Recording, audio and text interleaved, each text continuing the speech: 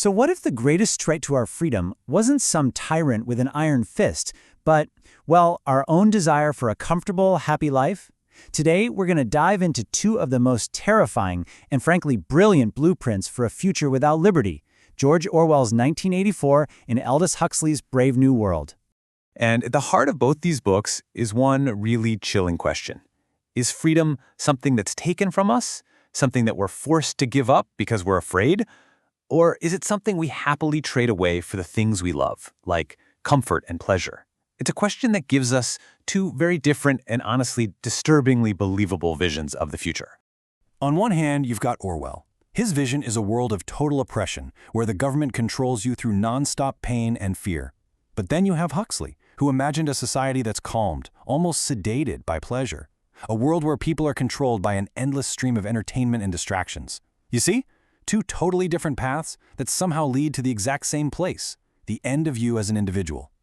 But you know, this wasn't just some abstract argument between two writers living in their own bubbles. What makes their opposite views so compelling is that there was a real personal connection between these two literary giants. Okay, get this. The historical irony here is it's incredible. Aldous Huxley, one of the most forward-thinking dystopian authors ever, was actually a teacher. And one of his students, a young man named Eric Blair, who you and I know as George Orwell. Can you believe that? The man who wrote Brave New World literally taught French to the man who would one day write 1984. I mean, just imagine being a fly on the wall in that classroom. So knowing about that teacher-student history makes their completely different ideas about how to create a compliant society even more fascinating. Let's start by stepping into Orwell's world of brutal, in-your-face force. In Orwell's Oceania, control is just absolute. It's suffocating. The government is this constant, terrifying presence. You've got telescreens watching every move you make, and the thought police make sure that even your own mind isn't a safe space. Any sign of independent thought, and you're sent to the infamous Room 101, where they break you with your own deepest fears. The entire system is built to run on pure, raw terror. And the state's whole philosophy is captured perfectly in this one single, brutal image. It's not subtle. It's not trying to trick you. It's just raw, unending power, enforced through pain. The point isn't just to control your body. It's to completely crush the human spirit. All right, now let's completely switch gears and step into Huxley's world state. And honestly, it feels like a different universe. You won't find any secret police or torture rooms here. Why? Because they don't need them. It's totally unnecessary. Control is achieved by conditioning people from birth to love being enslaved.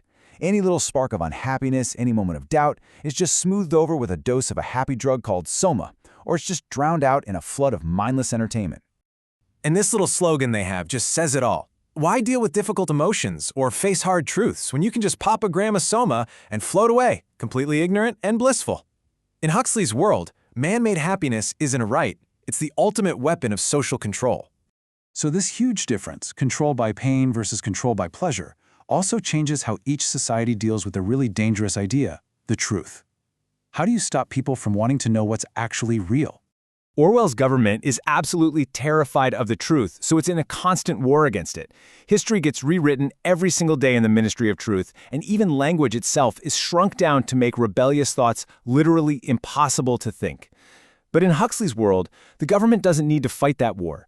The truth isn't banned, it's just made completely irrelevant. It's buried under a giant avalanche of celebrity gossip, silly games, and just sensory overload. And all of this leads us to the most uncomfortable question, doesn't it? When we hold these two mirrors up to our own world, which reflection looks back at us? Which of these warnings feels a little too familiar? The thing is, we can see parts of both of these visions all around us. Their warnings weren't an either-or prediction. Instead, it's like they're both coming true in different parts of our modern lives. You can see Orwell's world in the constant hum of servers capturing everything we do online, and in the facial recognition cameras that track us everywhere we go. We see it in the spread of fake news and propaganda that's designed to confuse us about what's real. And we see it in the political talk that tries to tell us that war is peace or ignorance is strength. But, man, we are also living in Huxley's world. We see it in these social media algorithms built to keep us scrolling for hours, feeding us content that just distracts us. We see it in our search for a pill to fix every mood and how easily we give away our privacy for just a little more convenience. We are drowning in so much information that finding the things that are actually important feels almost impossible. You know, the cultural critic Neil Postman, I think he summed it up best. He said that Orwell feared we'd be ruined by the things we hate, but Huxley, he feared we'd be ruined by the things we love. So the final chilling question isn't just which dystopia is worse, it's which one are we more likely to choose for ourselves. And you have to wonder, have we already made that choice?